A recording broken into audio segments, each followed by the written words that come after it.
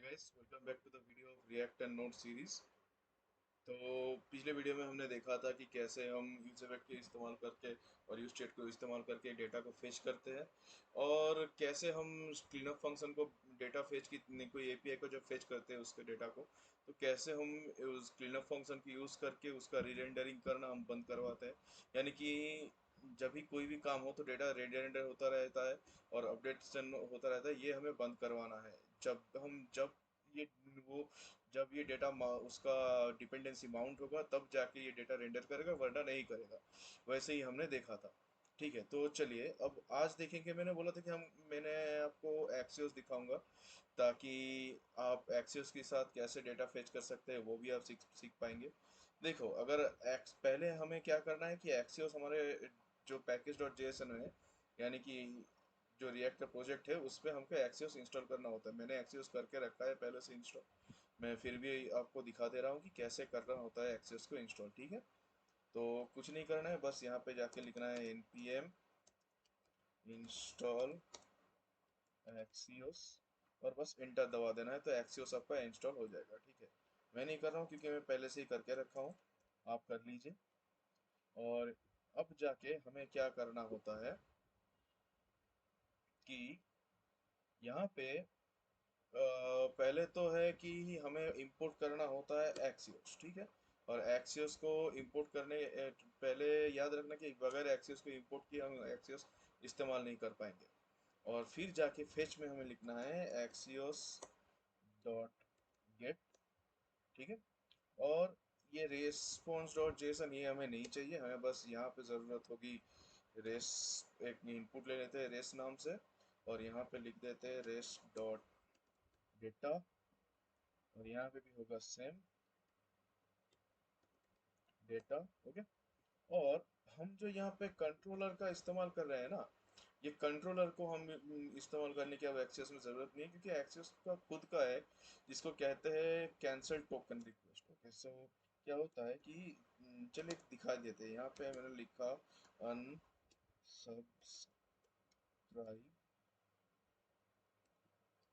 Token. Okay,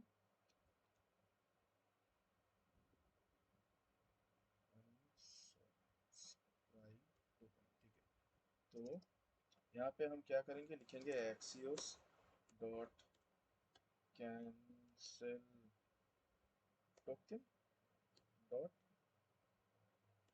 source.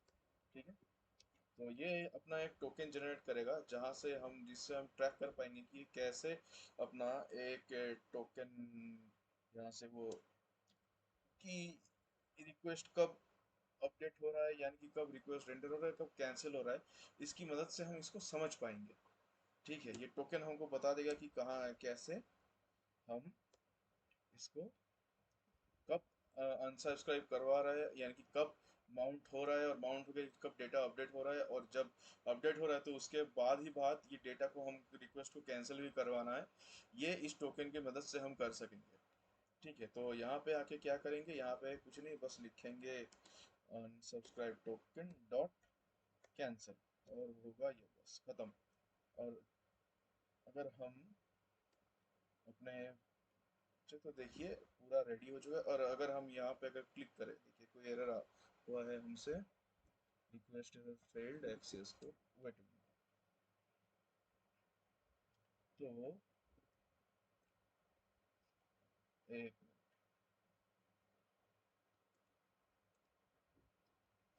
और जब अगर आपको एरर हैंडल ठीक से करना है तो यहाँ पे जाइए, लिखिए if Axios dot is cancel,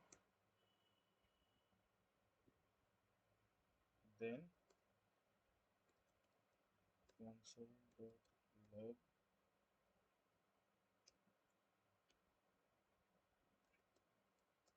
cancel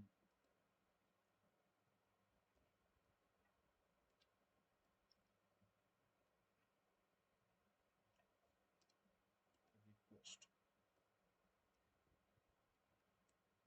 okay, और अगर कुछ और हो, या हम यहाँ पे दे दे रहे एरर को हैंडल कर रहे हैं यहाँ पे, और अगर ऐसा हो कि आपको अगर ये नहीं हो रहा है कि एरर रिक्वेस्ट कैंसिल नहीं हो रहा है, तो आप यहाँ पे कोई और एरर हैंडल कर लीजिए। मैं यहाँ पे लिख दे रहा हूँ हैंडल द एरर।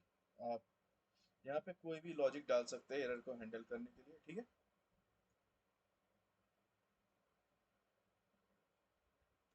ओके, तो अब हम अगर इसको रिफ्रेश करें तो देखेंगे, ये देखो सब कुछ क्लियर हो गया है, एकदम ठीक से रन कर रहा है, कोई इशू नहीं है अभी। और अगर हम यूज़र डेटा वन पर क्लिक करें तो एक डेटा फेच हो जा रहा है हमारा, जो कि है ID 6, ठीक है। और मैं क्या किया है यहाँ पे मैंने कि यहाँ पे जो डेटा हमारा आ रहा है ना, आईडी आ रहा है, मैंने पहले ही बताया है, अभी भी बता रहा हूँ कि मैंने ये क्या क्या है कि एक मैंने रैंडम यहाँ पे एक लिंक लिया है जिसका पाथ मैंने एक रैंडम आईडी जनरेट करने के लिए बनाया है। ये देखो, ये ले लिया मैंने न्यू आईडी, एंड यहाँ पे मैंने पाथ को सेट कर दिया। ये मैंने पहले ही बोला था कि रिएक्ट राउटर डॉम का एक वे है करने का। और राउटर डॉम हमने अभी तक शुरू नहीं किया है, तो हम थोड़ी शायद एक वीडियो बाद ही शुरू कर देंगे राउटर डॉम, ठीक है। तो ये हो गया हमारा पाथ सेट यहाँ पे।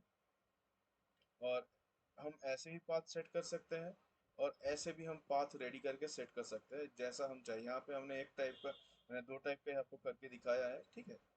दो टाइप का ही हमने करके यहाँ पे मैंने करके दिखाया है आपको। और जब मैं यूज़र डेटा वन पे क्लिक करूंगा तो ये रैंडम एक डेटा फेच करेगा। जैसे कि अभी मैंने यूज़र डेटा वन पे क्लिक किया तो ये 7 नंबर वाला डेटा फेच, 7 नंबर आईडी का डेटा फेच करेगा। ये 7 नंबर आईडी कौन सा है? ये जो एपीआई में हमारा जो, देखो जो एपीआई है जहाँ पे डेटा है, यहाँ पे देखो क्या है, आईडी है 1, यहाँ पे आईडी है 2, यहाँ पे आईडी है 3। इस तरह से यहाँ पे ये डेटा को फेच कर रहा है जब मैं क्लिक कर रहा हूँ यूज़र डेटा वन। ठीक है, देखो 8 नंबर, नाउ ID 8 वाला डेटा अभी फेच हो गया यहाँ पे। ऐसे हम ऐसे में डेटा को फेच करवा रहा हूँ। आप सिंपली ऐसा भी लिख सकते हो कि यहाँ पे यूजर डेटा वन, ये पाथ ना देके आप ऐसे भी लिख सकते हो, यूजर/यूजर/2। यहाँ पे आप दे देना /यूजर/1 कर दो, तो ये सिंगल वन का डेटा ही फेच करेगा, यानी कि ID 1 का जो डेटा होगा वो फेच करेगा, ठीक है। तो आज के लिए इस वीडियो में इतना ही। नेक्स्ट वीडियो में देखेंगे यूजरेफ। अब तब तक के लिए बाय।